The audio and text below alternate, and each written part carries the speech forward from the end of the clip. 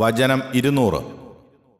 ഫഇദാ ഖദൈതും, അങ്ങനെ നിങ്ങൾ നിർവഹിച്ചാൽ, മനാസികക്കും, നിങ്ങളുടെ ആരാധനാകർമ്മങ്ങളെ, ഹജ്ജു കർമ്മങ്ങളെ, ഫദ്കുറു, അപ്പോൾ നിങ്ങൾ സ്മരിക്കുവിൻ,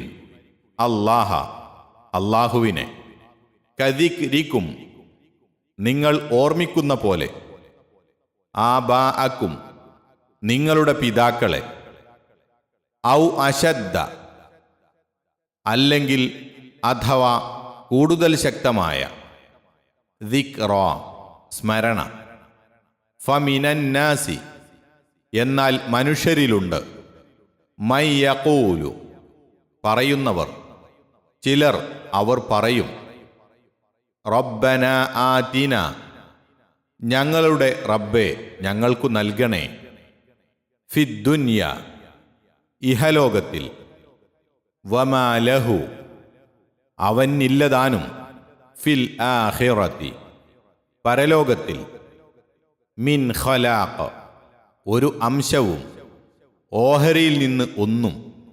فإذا قضيتم مناسككم فاذكروا الله كذكركم آباءكم أو أشد ذكرا فمن الناس من يقول ربنا آتنا في الدنيا وما له في الآخرة من خلاق.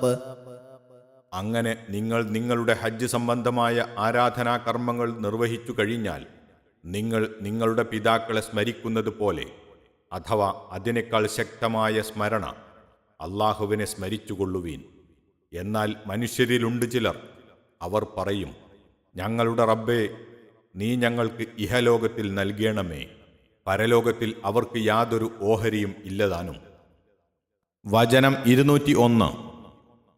വമിൻഹും, അവരിലുണ്ട്, മൻ യഖൂലു, പറയുന്നവർ, റബ്ബന ആതിന, റബ്ബേ ഞങ്ങൾക്കു നൽകണേ, ഫിദ്ദുന്യ, ഇഹത്തിൽ, ഹസനത്തൻ, നന്മ, നല്ലത്, വഫിൽ ആഖിറതി, പരത്തിലും, ഹസനത്തൻ, നന്മ, നല്ലത്, വഖിന, ഞങ്ങളെ കാക്കുകയും വേണമേ, ഞങ്ങൾക്കു കാത്തു തരുകയും വേണമേ, അദാബ, ശിക്ഷയിൽ നിന്ന്, ശിക്ഷയെ, അന്നാരി, നരകത്തിൻ്റെ.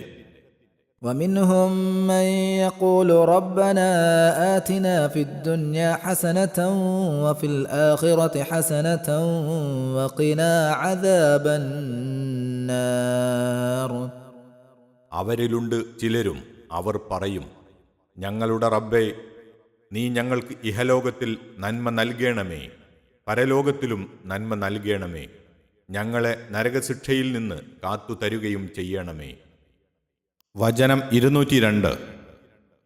ഉലൈക, അക്കൂട്ടർ, ലഹും, അവർക്കുണ്ട്, നസീബുൻ, പങ്ക്, ഓഹരി, മിമ്മാ കസബു, അവർ സമ്പാദിച്ചതിനാൽ, അവർ ചെയ്തു വെച്ചതിൽ നിന്ന്, വല്ലാഹു, അല്ലാഹു ആകട്ടെ, സരീഉൻ, വേഗമുള്ളവനാകുന്നു, അൽ ഹിസാബി, വിചാരണ, കണക്കുനോക്കൽ.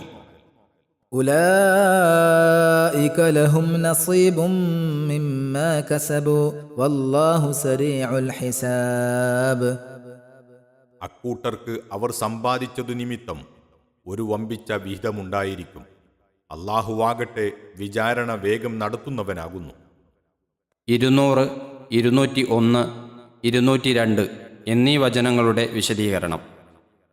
മനാസിക്ക് എന്ന വാക്കിന് ത്യാഗകർമ്മങ്ങൾ, ആരാധനാകർമ്മങ്ങൾ എന്നൊക്കെയാണ് വാക്കർത്ഥമെങ്കിലും ഹജ്ജ് സംബന്ധമായ കർമ്മങ്ങൾക്കാണത് അധികവും ഉപയോഗിക്കപ്പെടാറുള്ളത്.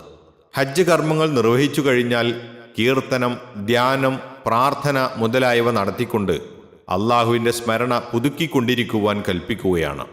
നിങ്ങളുടെ പിതാക്കളെ സ്മരിക്കുന്നത് പോലെ എന്ന് പറയുവാൻ കാരണം, ഹജ്ജ് കഴിഞ്ഞാൽ മിനായിലും മറ്റും സമ്മേളിച്ച് ഓരോ ഗോത്രക്കാരും തങ്ങളുടെ പൂർവികന്മാരുടെയും പിതാക്കളുടെയും യോഗ്യതകളും മഹത്വങ്ങളും എണ്ണിപ്പറഞ്ഞും പാടിപ്പുകഴ്ത്തിയും കൊണ്ടിരിക്കുക അറബികളുടെ പതിവായിരുന്നു. ഇതിൻ്റെ അനൗചിത്യം സൂചിപ്പിച്ചുകൊണ്ട് അള്ളാഹു പറയുകയാണ്, നിങ്ങൾ ചെയ്യേണ്ടത് അതല്ല. അതിൻ്റെ സ്ഥാനത്ത് അള്ളാഹുവിനെ കുറിച്ചാണ് നിങ്ങൾക്ക് ഓർമ്മയും കീർത്തനവുമൊക്കെ ഉണ്ടായിരിക്കേണ്ടത്. അല്ല, അത് പോരാ, അതിലുപരിയായി തന്നെ അള്ളാഹുവിൻ്റെ സ്മരണയ്ക്ക് നിങ്ങൾ പ്രാധാന്യം കൽപ്പിക്കേണ്ടതുണ്ട് എന്നൊക്കെ. ഈ കൽപ്പന വേറൊരു പ്രകാരത്തിലും വ്യാഖ്യാനിക്കപ്പെട്ടിട്ടുണ്ട്. നിങ്ങൾ കുട്ടികളായിരിക്കുമ്പോൾ എൻ്റെ ബാപ്പ, എൻ്റെ ഉമ്മ എന്നൊക്കെ വിളിച്ചും പറഞ്ഞും ആവശ്യപ്പെട്ടും കൊണ്ടിരിക്കുമല്ലോ. അതുപോലെയും അതിലുപരിയായും നിങ്ങൾ അള്ളാഹുവിനെക്കുറിച്ച് സ്മരിക്കുകയും അവനോട് പ്രാർത്ഥിക്കുകയുമാണ് വേണ്ടത് എന്നത്രേ ആ വ്യാഖ്യാനത്തിൻ്റെ ചുരുക്കം. രണ്ടായാലും ഒരേ ആശയത്തിൽ തന്നെ അള്ളാഹുവിനെ ഓർമ്മിക്കേണ്ടതിൻ്റെ ആവശ്യകതയിൽ തന്നെ കലാശിക്കുന്നു. തുടർന്നുകൊണ്ട് അള്ളാഹുവിനോട് പ്രാർത്ഥിക്കുന്നത് എങ്ങനെയാവണം, എങ്ങനെ ആവരുത് എന്നുകൂടി അള്ളാഹു പറയുന്നു.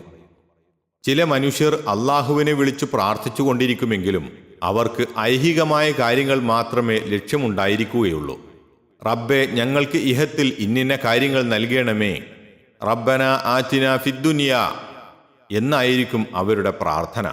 പരലോക കാര്യങ്ങളെക്കുറിച്ച് അവർക്ക് പ്രാർത്ഥിക്കുവാനുണ്ടായിരിക്കുകയില്ല. ഇങ്ങനെയുള്ളവർക്ക് പരലോകത്ത് വെച്ച് ഒന്നും ലഭിക്കുവാനുണ്ടാവുകയില്ല. ഐഹിക ആവശ്യങ്ങളാവട്ടെ അള്ളാഹു ഉദ്ദേശിച്ച അളവിൽ ലഭിച്ചുകൊണ്ടുമിരിക്കും. വേറൊരു വിഭാഗം ആളുകളുണ്ട്. അവർ ഐഹികവും പാരത്രികവുമായ നന്മയ്ക്ക് വേണ്ടി പ്രാർത്ഥിച്ചു കൊണ്ടുമിരിക്കും. ഞങ്ങൾക്ക് ഇഹത്തിലും പരത്തിലും നന്മ നൽകണമേ, റബ്ബന ആതിന ഫിദ്ദുനിയ ഹസന വഫിൽ ആഖിറതി ഹസന എന്നായിരിക്കും അവർ പറയുക. അതെ, ആരോഗ്യം, സമാധാന ജീവിതം, ആവശ്യത്തിനുള്ള ധനം, പാർപ്പിടം, നല്ല വീട്ടുകാർ, ജനസമ്മിതി, അറിവ്, വിജ്ഞാനം, സൽക്കർമ്മം ചെയ്യാനുള്ള സൗകര്യം, ആപത്തുകളിൽ നിന്നും വിഷമങ്ങളിൽ നിന്നുമുള്ള രക്ഷ ആദിയായി ലൗകികമായ എല്ലാ നന്മകൾക്കു വേണ്ടിയും അവർ പ്രാർത്ഥിക്കും. എന്നാൽ അവരുടെ ലക്ഷ്യം അതുകൊണ്ട് അവസാനിക്കുന്നില്ല. അള്ളാഹുവിൻ്റെ പ്രീതി, പാപമോചനം, സ്വർഗീയാനുഗ്രഹങ്ങൾ തുടങ്ങിയ നന്മകൾ ലഭിക്കലായിരിക്കും അവരുടെ പ്രധാന ലക്ഷ്യം. അതുകൊണ്ട് അള്ളാഹുവിൻ്റെ കോപശാപങ്ങൾക്ക് കാരണമാകുന്ന പ്രവൃത്തികൾ ചെയ്ത് നരകശിക്ഷയ്ക്ക് വിധേയരാകാതെ ഞങ്ങളെ കാത്തുരക്ഷിക്കണേ, വഖിന അദാബന്നാർ എന്നുകൂടി അവർ പ്രാർത്ഥിക്കുന്നു. ഇങ്ങനെയുള്ളവർക്കും മറ്റുള്ളവരെ പോലെ ഇഹത്തിൽ വെച്ച് അള്ളാഹു ഉദ്ദേശിച്ച കാര്യങ്ങൾ ലഭിക്കും. പരലോകത്തിലാകട്ടെ അവരുടെ പ്രാർത്ഥനകളും കർമ്മങ്ങളുമായി അവർ ഇഹത്തിൽ വെച്ച് സമ്പാദിച്ചു വെച്ച നേട്ടങ്ങൾക്കനുസരിച്ച് അതിമഹത്തായ ഭാഗ്യം ലഭിക്കുകയും ചെയ്യുന്നു.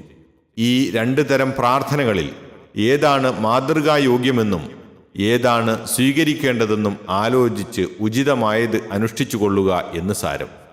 അള്ളാഹു എല്ലാവരുടെയും വിചാരണ വളരെ വേഗം നടത്തി അവരവർ അർഹിക്കുന്ന പ്രതിഫലം നൽകുന്നതാണെന്നും കാലതാമസമോ മറ്റു പ്രതിബന്ധങ്ങളോ ഒന്നും അതിൽ നേരിടുവാനില്ലെന്നും അവസാനം ഉണർത്തുന്നു.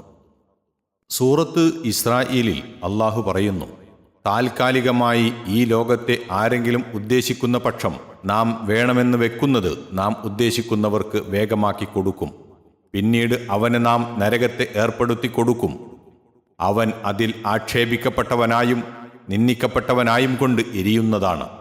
ആരെങ്കിലും പരലോകത്തെ ഉദ്ദേശിക്കുകയും അതിനുവേണ്ടി സത്യവിശ്വാസിയായും കൊണ്ട് അതിൻ്റെതായ പരിശ്രമം നടത്തുകയും ചെയ്യുന്ന പക്ഷം അങ്ങനെയുള്ളവരുടെ പരിശ്രമം നന്ദിയോടെ സ്വീകരിക്കപ്പെടുന്നതാകുന്നു.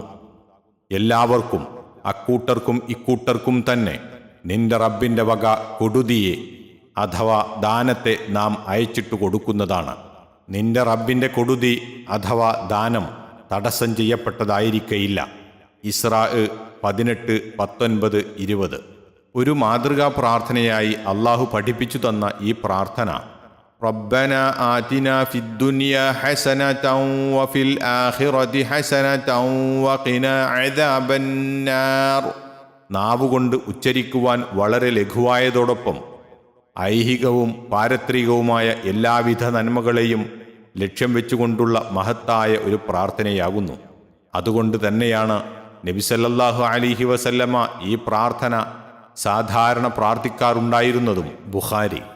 തിരുമേനിയുടെ പ്രാർത്ഥന അധികവും ഈ വചനങ്ങളിലായിരുന്നതും അഹ്മദ്.